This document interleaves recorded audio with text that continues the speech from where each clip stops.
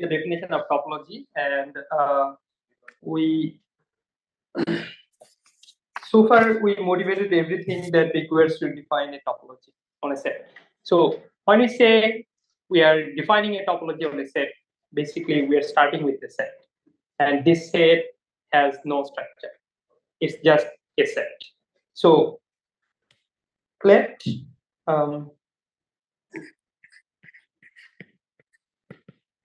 then you can also ask why we are defining topology, because we saw the definition of continuity, and basically we saw a very abstract definition of continuity, but we are going to define the continuity of a function in terms of topology, and that will be just a definition rather than that complicated epsilon delta thing. Okay, which is, I mean, pretty difficult at some point. But to define a topology, let us start with the set M. So we are considering a set M. M be a set. A topology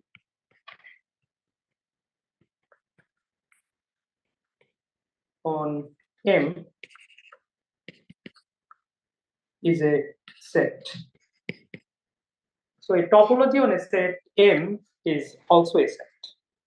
Or maybe you can, yeah, is a set, and that is, so let us denote the topology on the set M by O. Then O is a subset of the power set of the set M. So here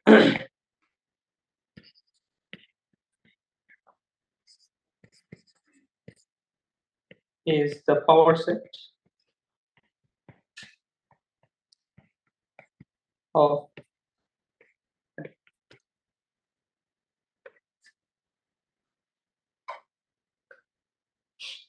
and this O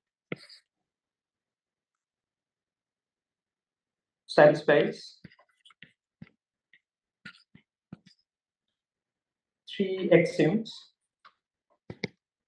One, the empty set and the set itself, the set M has to be in the set O. So the empty set belongs to O, and the total set M also belongs to O. Then the second condition is if you consider any finite collection, let's say U I, where I runs from 1 to n, then intersection I goes to 1 to n, Ui belongs to O. Yeah. So all these elements Ui are belongs to O. Yeah, that's a nice question. And lastly, if you consider any arbitrary collection, so let's say you have a collection Vi, where I belongs to an index set lambda, and this index set lambda can be any set. It can be the real number set, it can be the natural number set, it can be the any set. So where each Vi belongs to O, then the union I belongs to the lambda O, so Vi also belongs to the set.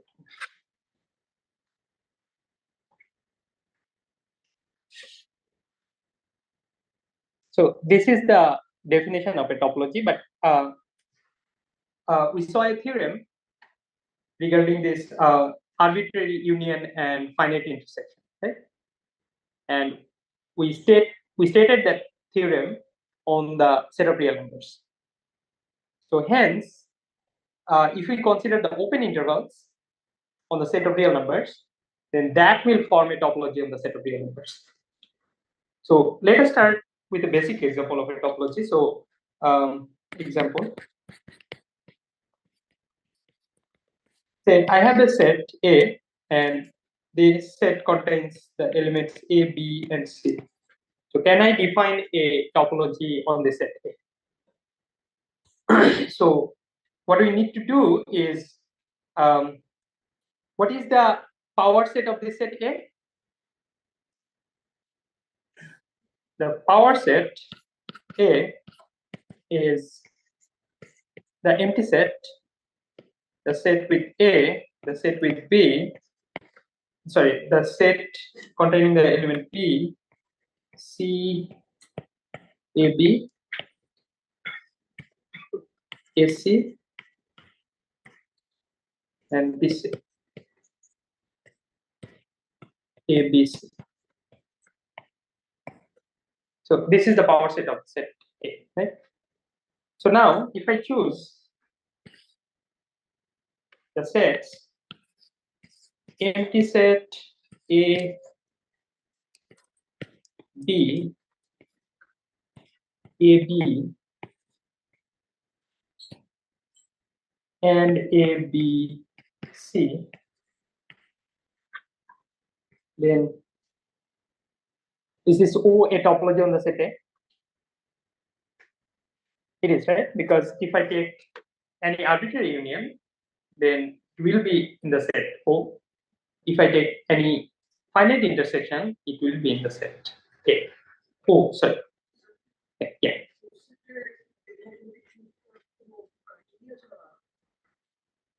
It is my choice. I mean, based on your intention.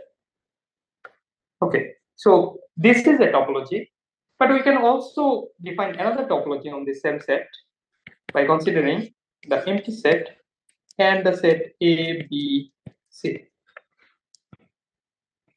This also forms a topology on the set A, right? And not only that, we can consider the whole set, whole power set, rho M. This is also a topology on the set A. That means I can define different topology on a same set. Right? Okay, so now the next example is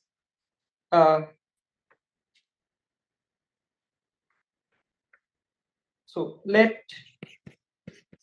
us consider the set R, a real number set.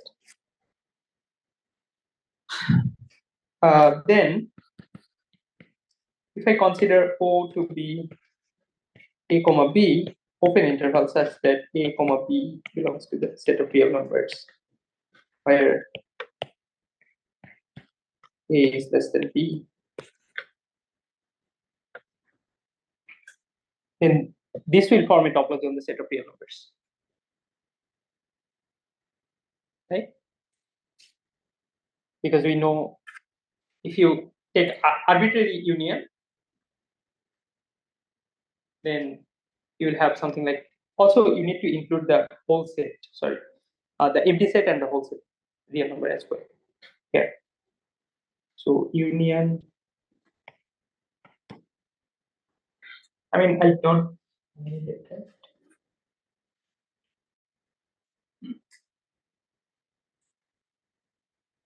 I don't need it. So arbitrary union of open interval is open, and finite intersection of open interval is also open. Hence, this forms a topology on the set of real number. Now,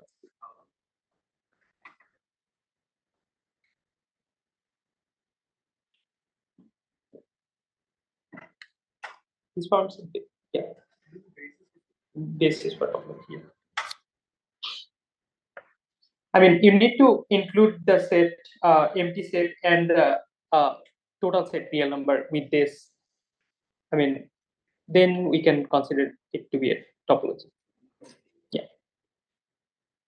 I mean, with this set, we need to consider something like, so let us define this to be something like A, and now we are considering the topology A to be the empty set A and R. So this forms a topology of the set. I mean, in the place of A, I'm considering all these elements A, B. Open interval A, B. I think we need to take like any arbitrary union.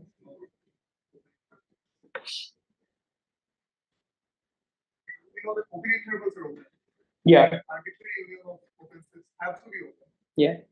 So that's why we need to include arbitrary. But A, B is arbitrary, right? Yeah, so, but this A, B union C, D. Like, we need to include all the. Yeah, here I gave an example of a like finite union. It can be arbitrary as well. Yeah. Like for example, every rational number and we are taking like an interval of length half or yeah. Sorry. If probably a common example would be something like the set containing empty set, the set of real numbers, and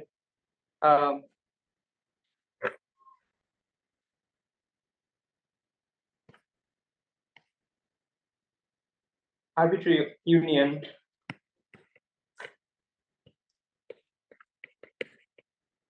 of the open intervals.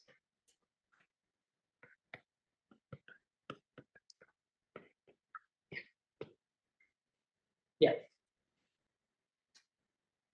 Okay, so next definition that we are going to consider is the definition of an open set. So far we know open intervals are open set, but for a general set, how do we know which sets are open? Say if I consider this A, B, C, this, then is the set, is it open or not? Or maybe if you consider this set, is this set open set or not? Is it open? I mean, how about you? I consider this set. Okay. Not? It is an open set. So that is exactly what we are going to define now. Let M, O is a topological space.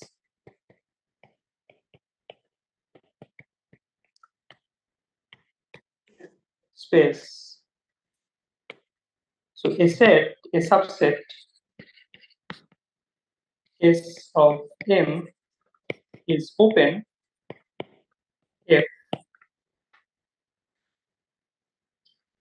S belongs to the topology.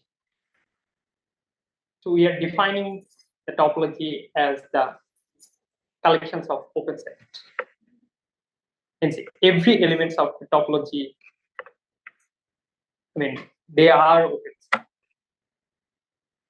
But you can also define the topology in terms of a closed set, but the definition will be something different. So every element of a topology on a set is going to be an open set. And then what is the closed set?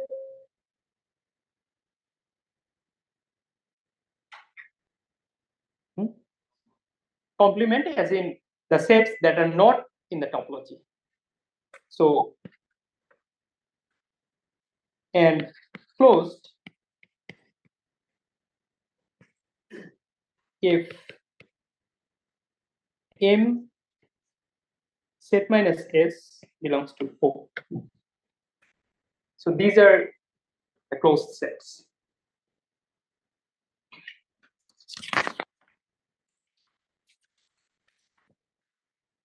So now we are going to define the standard topology on the set of Rn, where Rn is the Euclidean space, the n Cartesian product of real numbers.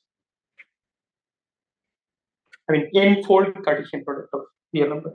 So Rn or Rd, whatever you consider, Rd is basically R, Cartesian R, Cartesian, Cartesian. So in total, Gmail.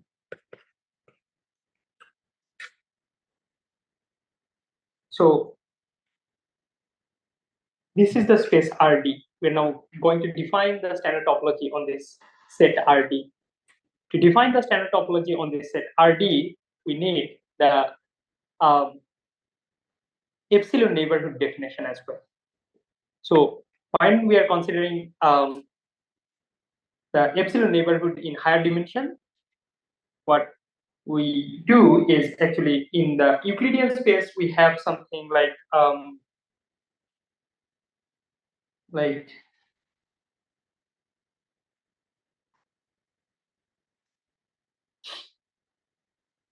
x comma y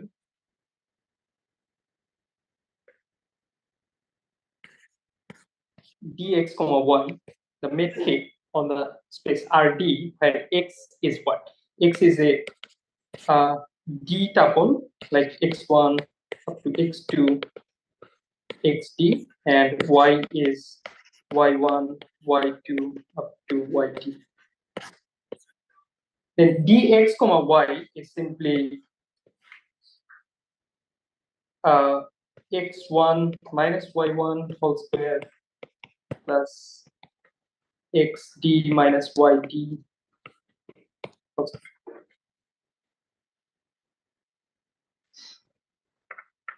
This is a norm we know in d-dimensional Euclidean space. Okay, so using this, we can define the epsilon neighborhood in higher dimension. Yeah, these are elements of real number because I defined Rd to be the n-fold, sorry, d-fold Cartesian product of R. That means every xi is their real numbers.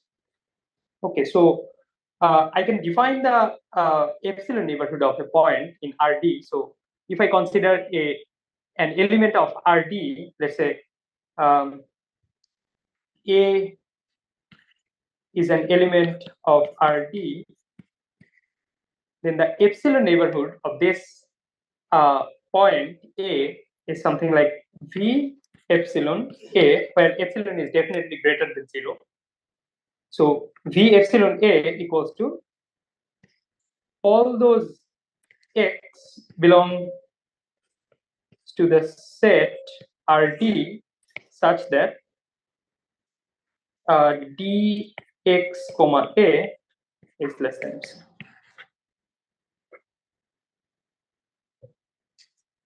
So in 2 dimension, this is just a circle, right? Without the boundary, I mean, without the circumference. In 3 dimension, it is just a sphere without the boundary again. Now, with this definition, we can define the standard topology on the set Rd.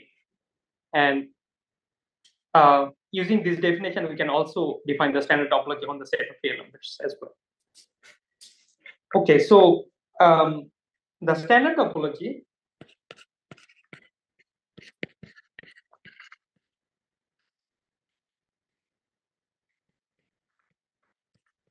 on Rd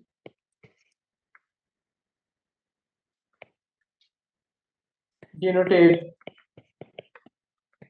by O standard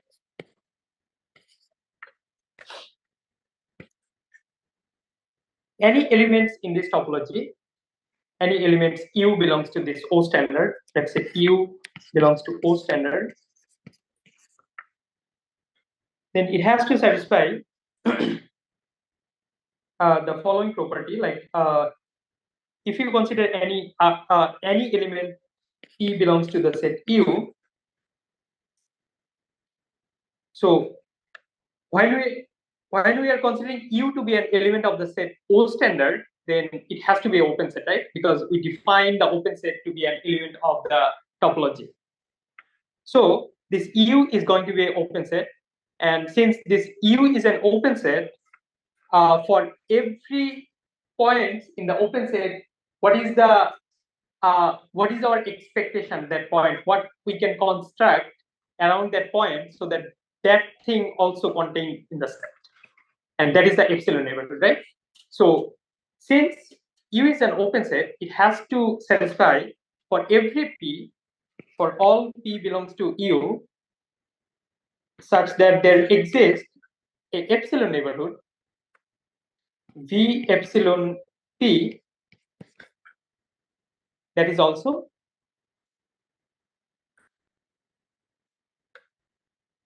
in the set. Okay, so if this satisfies, then we say the O standard is the standard topology on the set RD.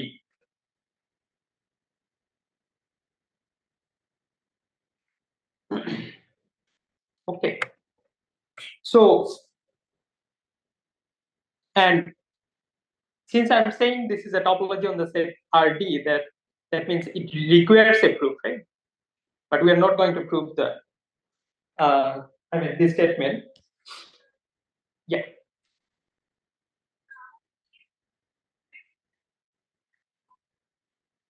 Yeah, it has to satisfy for all U belongs to O standard. But since we are considering an arbitrary U, that means it is true for every other U. Because this U, this is not a specific U. We are considering any arbitrary U. Okay. Sorry. Okay, so next we're going to define topology induced by another topology. Let's say we have a set.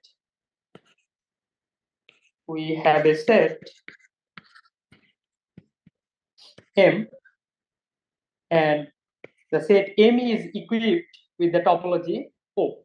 Let's say, to be specific, let us consider OM is the topology on the set M. And N is a subset of the set M.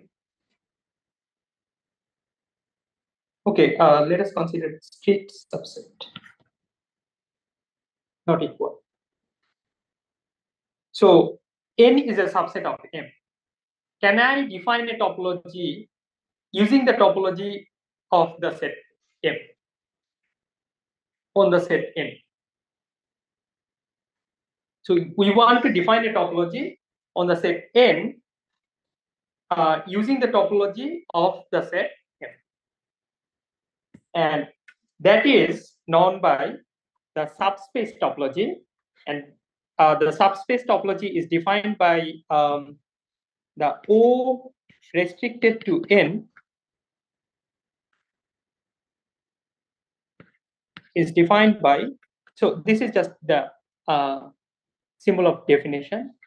So this is defined by U intersection N such that U belongs to the original topology or O.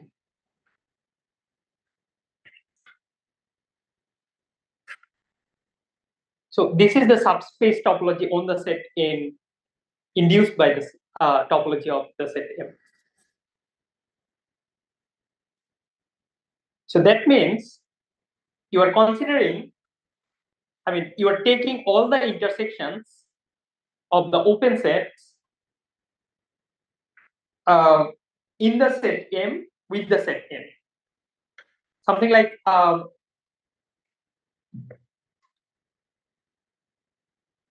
So we know there is a topology on the set of real numbers, right? That is the standard topology. Now, can we define a topology on the interval, let's say 0, 1?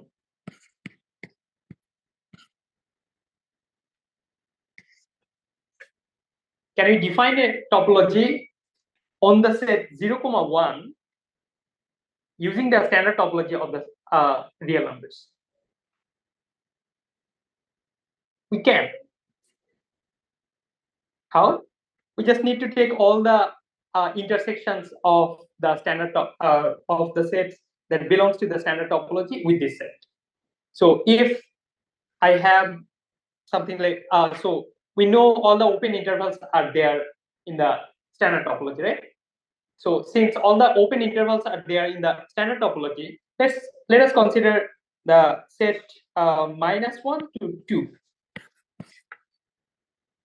Then if I take the intersection with 0, 1, then what we get? This is the 0, 1, right? Now, although we know this set is not open in the set of real numbers with respect to the standard topology, but what about this set?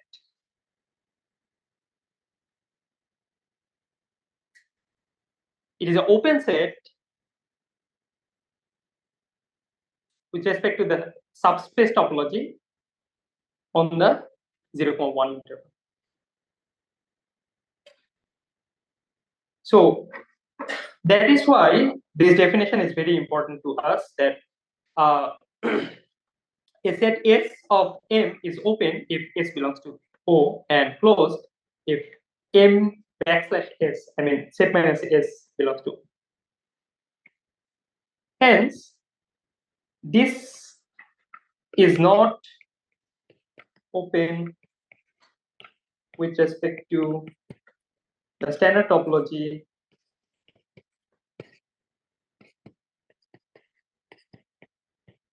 on R, but with respect to the subspace topology, it is open.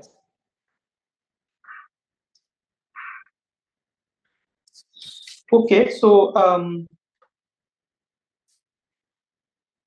now what about a Cartesian product? So let us consider, so these are way you can define topology using the already defined topology on a set. So if you have a topology defined on a set, then you can use that definition to construct topology on a subset.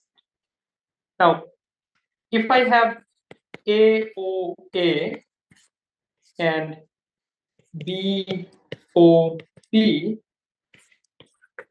as topological spaces, then can we construct, so we have a natural thing between A and B, which is the Cartesian product, right? So I can consider A cross B, because Cartesian product is defined on the set level. So can I define a topology using the topology of OA and OB on the set A cross B? And it turns out, yes, we can. And the definition is, so the topology on A cross B is just O A cross B. And if U belongs to O A cross B, then such that this is both ways true for all P belongs to U, such that there exists S comma T pair belongs to topology of A, Cartesian topology of T,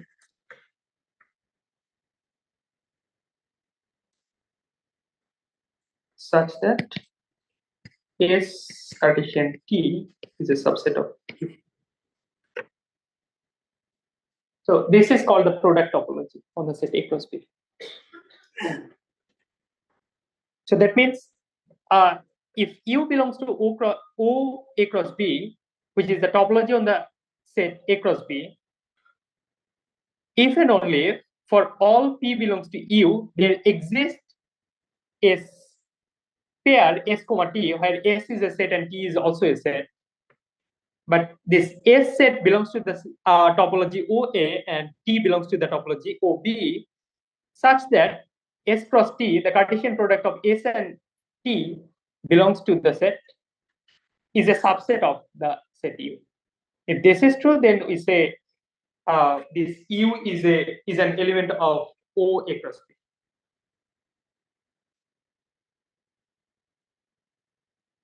Yeah.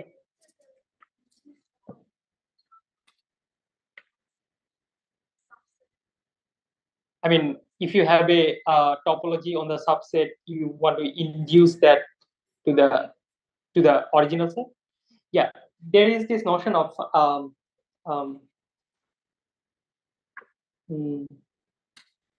final topology, I think. I mean, but you need a function for that.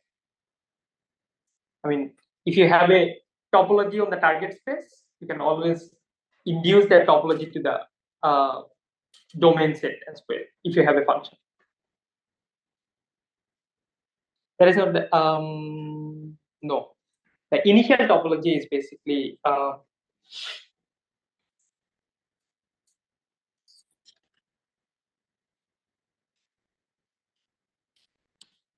yeah, I think so, right? This is the initial topology. Okay, so now here we can define what a continuous function is on a topological space. So previously we have this notion of continuous function, and we consider something for every open set, every epsilon neighborhood in the codomain that exists a delta neighborhood in the domain. We can use that idea to define the continuity of a function on a topological space. So say I have a topological space M, comma OM. So a topological space is always a pair. The first one is the set, and the second one is the topology on that set. OM is the topology on the set M, and M is the set that we are considering. So, and let's say I have another set N OM. So since M and N, they are the set, I can consider a function between these two sets. Let's say f is a function from the set M to the set N. But we are going to define the topology, define the continuity of this function with respect to the topology of M and N. So the function f will be continuous if we consider specific topologies on M and N. Maybe you can have a function that is continuous with respect to one topology, but that same function can be failed to be continuous with respect to a different topology. So for an example, we know the identity function is continuous between, from a set to itself, right? The identity function, like f of x equals to x, it is a continuous function. This is just a straight line. Now, that identity function is continuous with respect to the standard topology, like when we are considering the set of real numbers. But you can introduce a different topology on the set of real numbers, which is called the discrete topology. If you induce or if you introduce the discrete topology on the set of real numbers, where you are considering the discrete topology on the set of target space, let's say, so let us just first define what a continuous function is, then we'll consider this example. So the topological spaces, and f is a function from the set of from M to N, then f is said to be continuous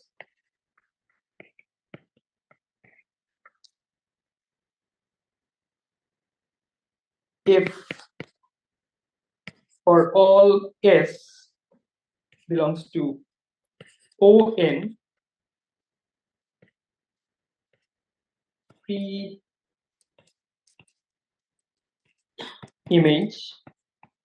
of F S belongs to the set O.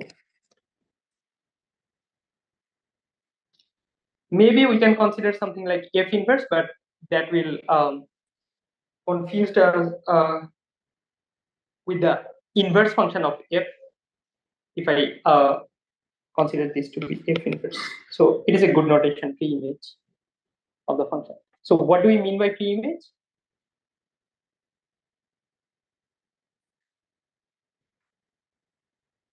Codomain.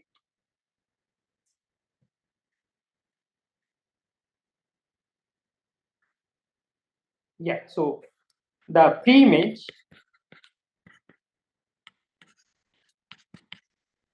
of with respect to F of S is a set where X belongs to the set M such that F of X belongs to S. This is the pre-image of the set S. Yeah.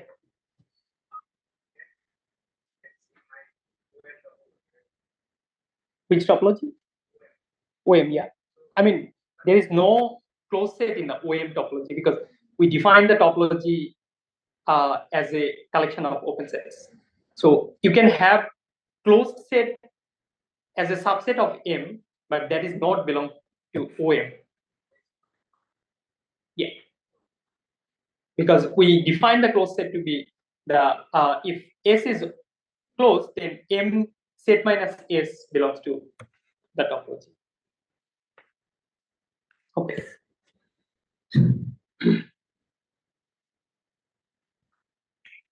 Yeah. Okay. So now let us consider the identity function. So say I have this function R to R, set of real numbers to set of real numbers, and we are considering the standard topology on the set of real numbers. So R equipped with the standard topology, and these are also equipped with the standard topology. And the function is given by f of x equals to x. So if you consider any set here, any open set here, you will always find you can always find a open set in here.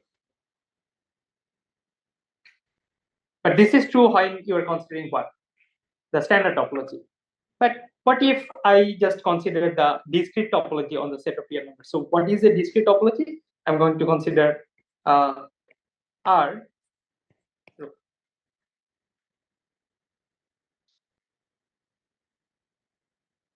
So this is basically the power set of the real numbers.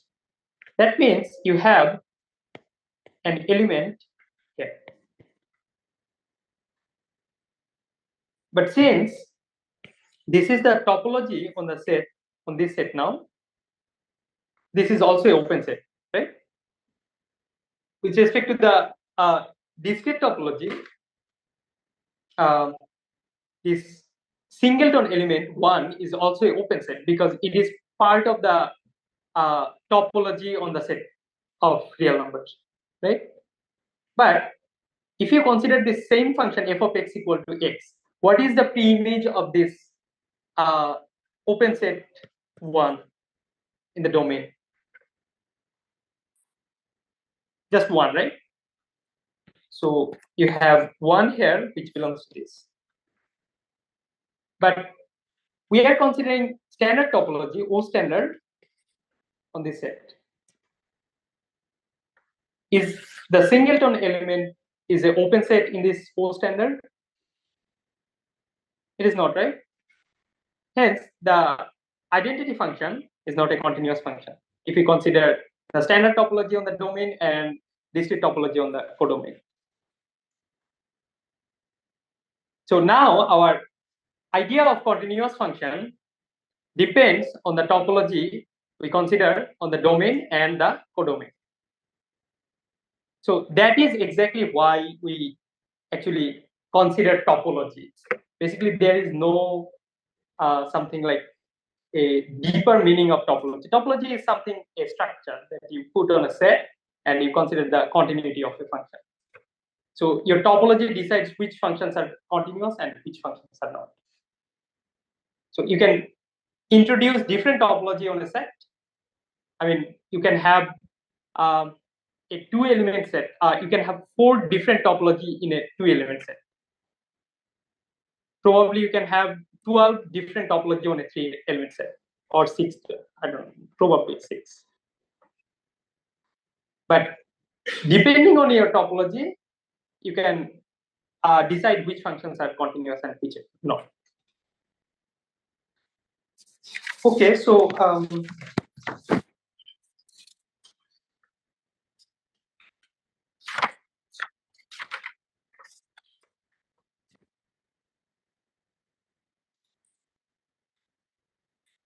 okay, so far, any other question?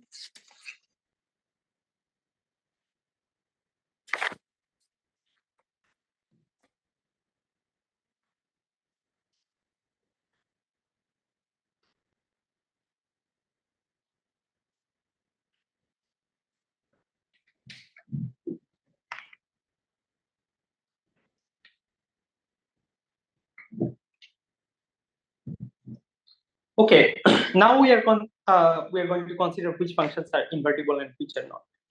So if I have a function f from a set A to a set B, when is this function invertible? I mean, there exists an inverse for this function f. Continuous, does it require? It has to be only bijective, right? So if the function is bijective, then it is invertible. So what is the I mean, what do we mean by bijectivity of a function? It is injective and surjective, right? Okay, so since we can consider invertible function with respect to bijective functions, then what if we consider something like this? Let M O M is a topology on the topological space, and N O N is another topology on the set N, or topological space N O N. A bijection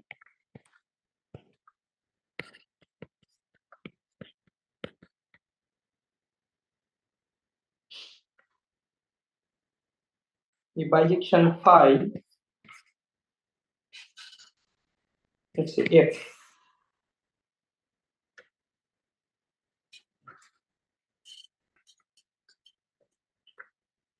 from the set M to the set N is called homeomorphism.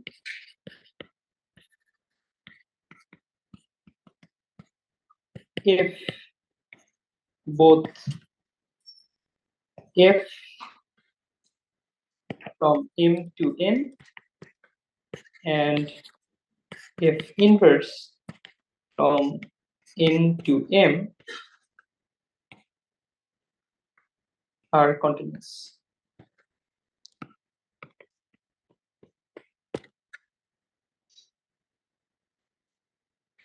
So the function f is going to be a homeomorphism if f and f inverse, they are both continuous. So homeomorphisms are structure preserving maps in between topological spaces. Like, how do we know this topological space is similar to this topological space? If we can have a homeomorphism between them. A standard example of this is the donut and the coffee mug. We always say these two topological spaces are, I mean, they are homeomorphic. Why? I mean, they are equal. Why? Because you can construct a homeomorphism from the donut to the coffee mug, and also the function is invertible. I mean, there exists a inverse function which is also continuous. If you deform the space continuously to something else, then those two spaces will be homeomorphic to each other. Yeah.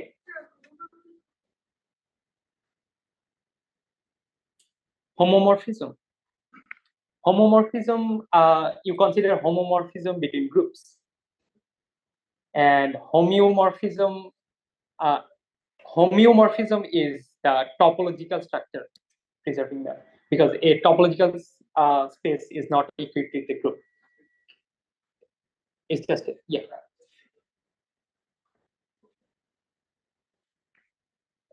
Yeah, that is also another. Homomorphisms are just basically injective map, not necessarily bijective. Okay, so that means we can draw a figure M to N if this is your F and this is your F inverse, and if this F and F inverse they are both continuous, then we say this M and this N they are homeomorphic.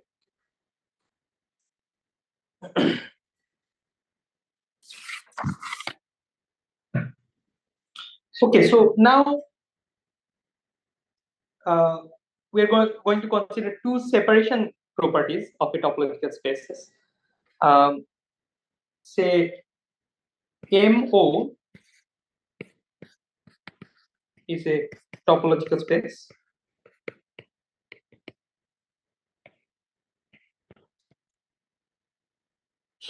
and P comma Q belongs to M, where P is not equals to Q. I'm considering 2 points in the topological in the set M. Now, the topological space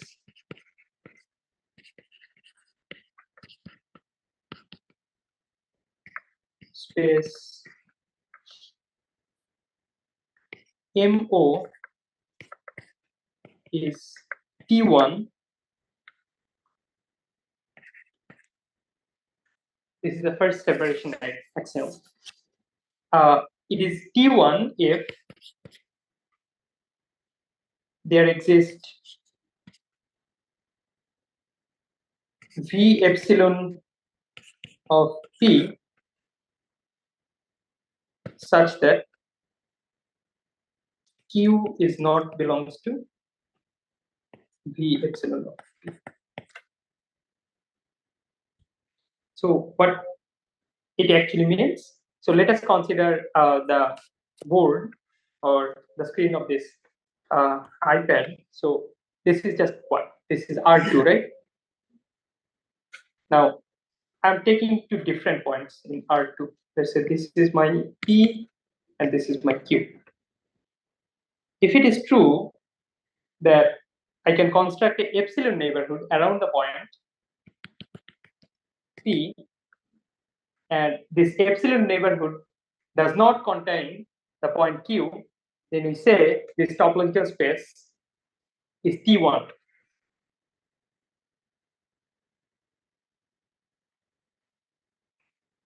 The topological space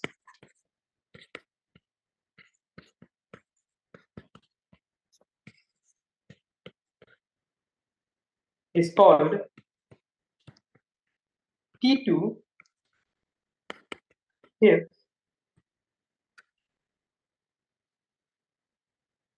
yeah right. So the topological space is called T2 if you can construct 2 neighborhood, like one neighborhood around the point P, another neighborhood around the point Q, and if so, let's say V epsilon P is a neighborhood around the point P, and V epsilon prime around the point Q, and if the intersection is empty, then we say this space is T2 or Hausdorff space.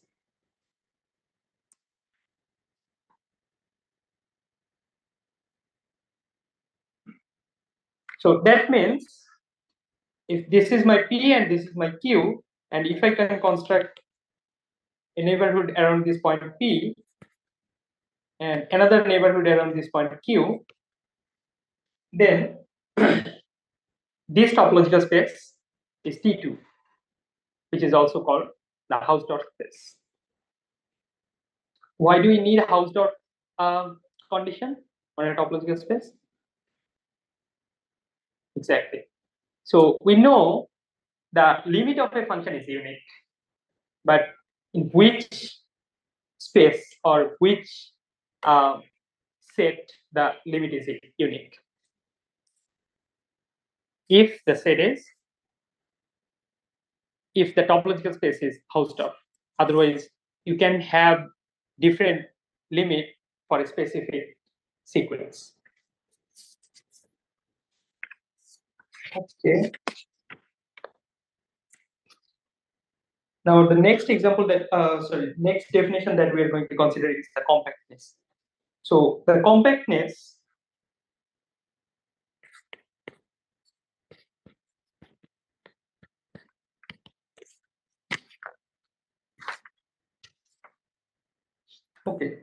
compactness. So to define compactness on a set here.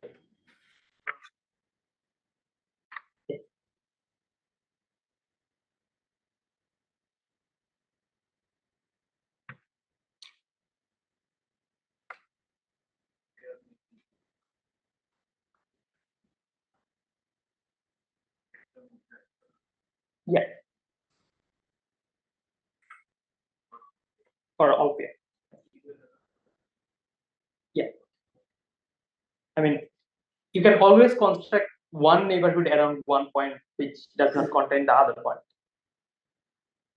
And also there is this result, if a topological space is T2, then it is also T1. But if a topological space is T1, that is not necessarily a T2 space.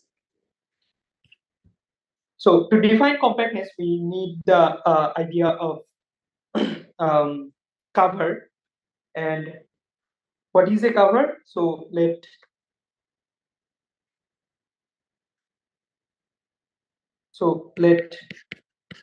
M, OM is a topological space. We say a collection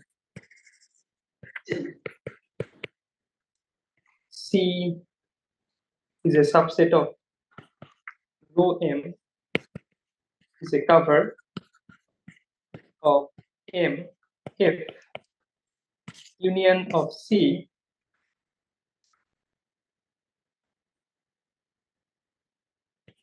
equals to the set, or maybe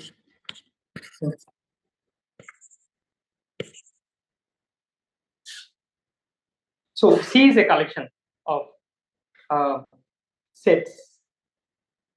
So if I take the union of all the elements in C, and if this condition holds, then we say C is a cover for the set M.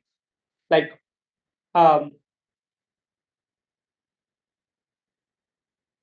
so let us consider V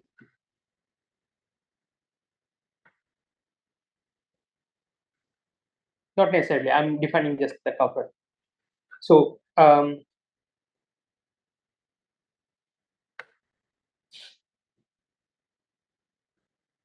okay, so if I define something like Vn around the point 0, this is going to be a cover for the real numbers, right? So this n belongs to the set of natural numbers. So what I'm having is something like this is your 0, and you are just so this is 1, this is another, this is another, and this is another. So this set is going to cover the set of natural numbers. So I mean set of real numbers. So this is a cover for the set of real numbers. So now if the collection consists of only open sets, then we say the cover is open or open cover. So if the sets in C are open, then we say C is a open cover of F. A subcover of a cover is a subset of the cover. Let's say C prime C. C prime is a subcover of the set M if M is a subset of C prime. And the subcover is finite if C prime consists of finitely many elements.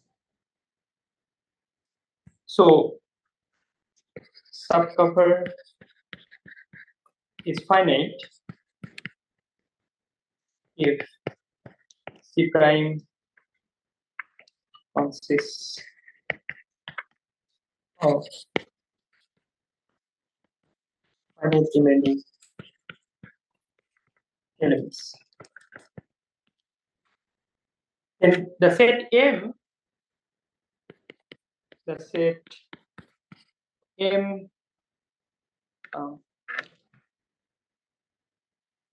think there are people who are. Okay, the set M is compact if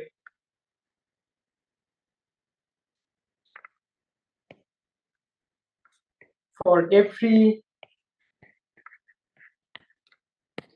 cover C, there exists a finite subcover.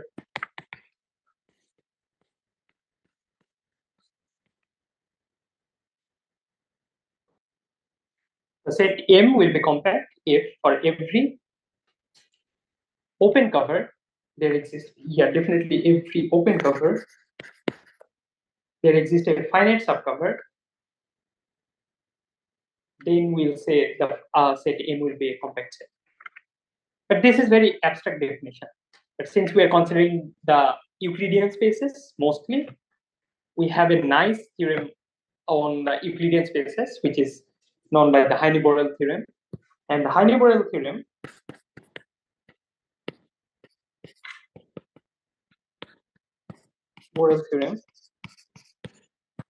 says a set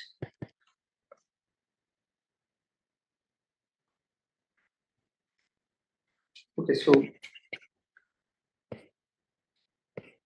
let RD be equipped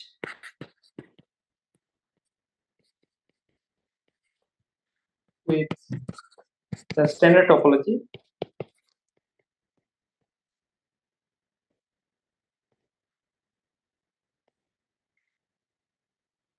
then a subset of RD is compact if and only if it is closed and bounded. So as long as we are considering the Euclidean spaces or RD, the compact sets are always closed and bounded. So now, if I consider the closed interval A comma B, is it a compact set or not? For the standard topology, it is a compact set, right? Okay, so we are done with the definitions of topology and the properties of topology. So the whole idea of topology is to understand the continuous functions. So we define topology so that we can consider which functions are continuous and which are not. But we want more, like we want differentiable functions. And from the basic calculus, we know every differentiable function has to be continuous. Now, to define or to have differentiability on your space, you need more structure. And that's where the idea of manifold comes in. So a manifold is basically a topological space with additional structure. So we are putting structure on a set to have the idea of differentiability.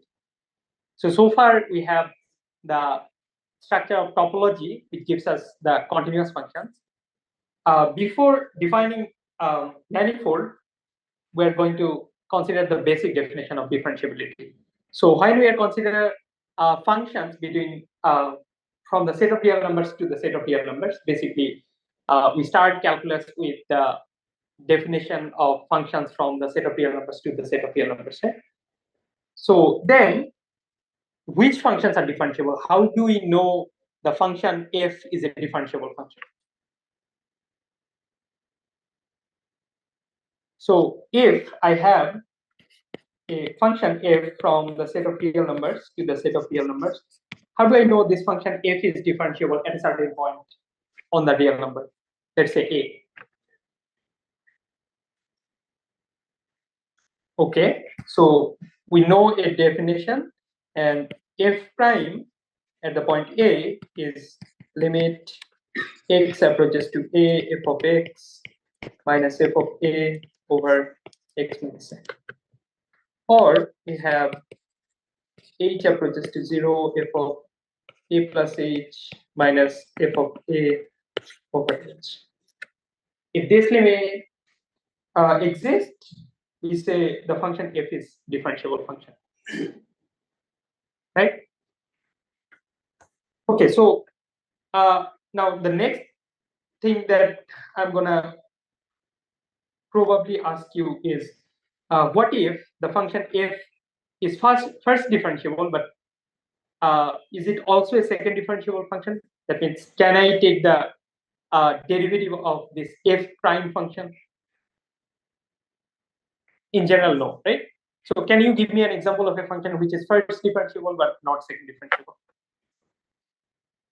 Okay, so yes, f of x equals to x to the 3 over 2. This is an example of a function which is first differentiable but not second differentiable. Why? Because the f prime is basically 3 over 2 x to the half.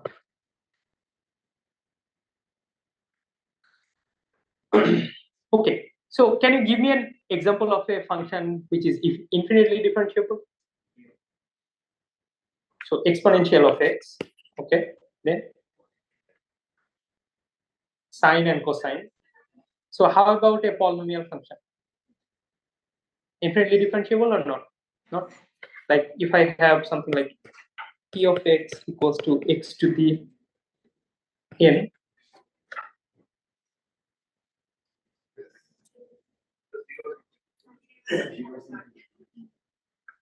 Okay, so yeah, polynomial functions are also infinitely differentiable functions, and we need this idea of infinite differentiability to introduce the idea of smooth manifold. Okay, so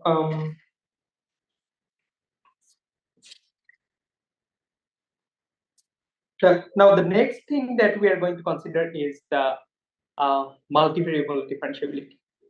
So we are considering the function from the set of real numbers to the set of real numbers. Now, what if I have a function from the set of real numbers to R2, or maybe I have a function from the set of R2 to R.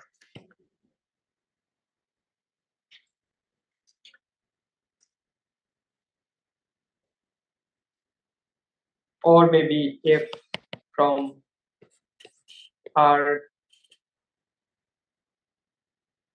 R3 to R2.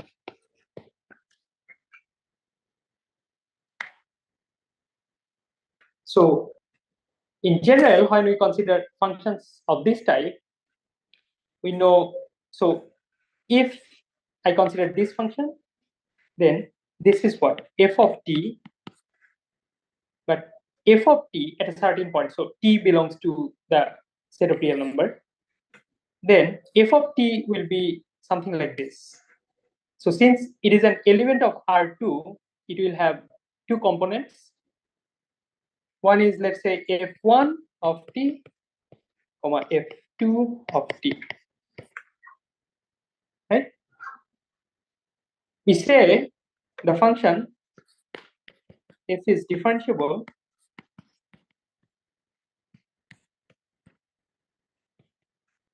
if and only if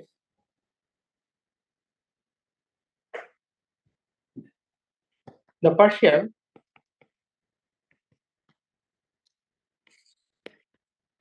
derivatives are continuous.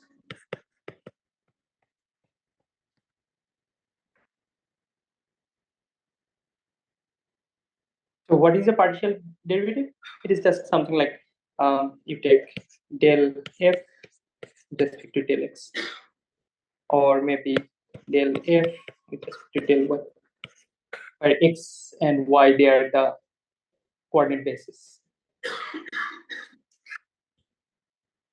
If this one and this one they exist and they are continuous, then we say the function f is differentiable. Okay. Okay, so now before ending today's session, let us just consider the chain rule of a multivariable function. So say I have a function from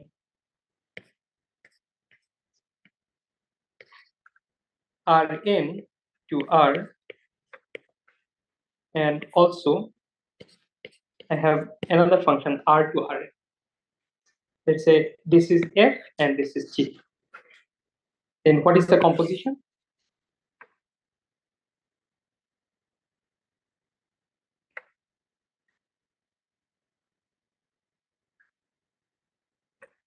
What is the composition of this function from the set of real numbers to the set of real numbers? G of f. Right? Now we know if f and g, they are differentiable, then the composition is also differentiable. Then how do we differentiate g of f?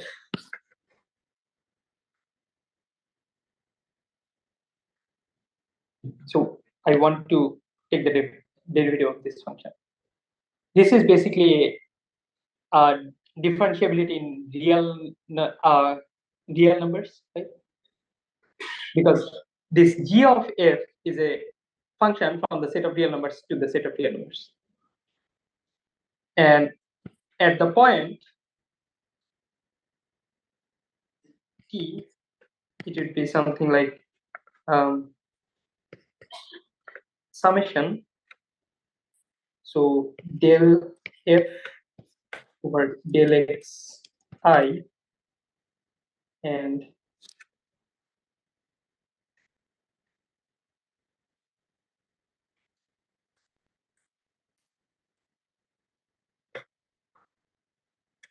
okay, so I'm considering f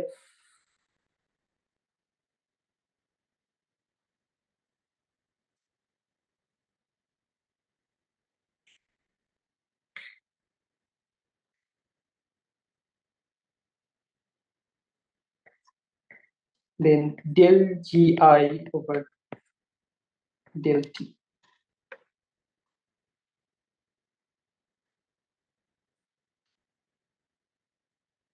where the summation goes from I goes to 1 to n.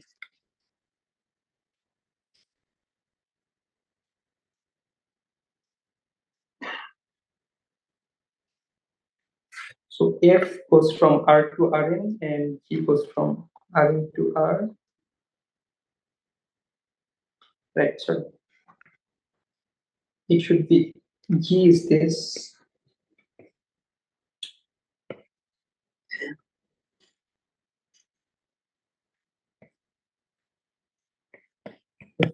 Yeah. Because F of T is F1 of T, F2 of T, Fn of T. This is F. And G is basically, if you apply G on this, then you get a real number. So this is the chain rule in multivariable calculus that we'll consider every day. And it will help us define the charts on a manifold. Okay, so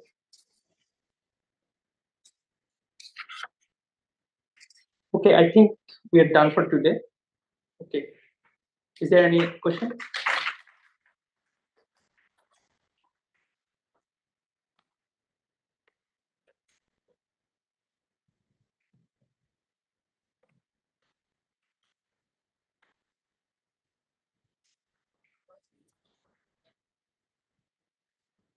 Yeah, if you define it.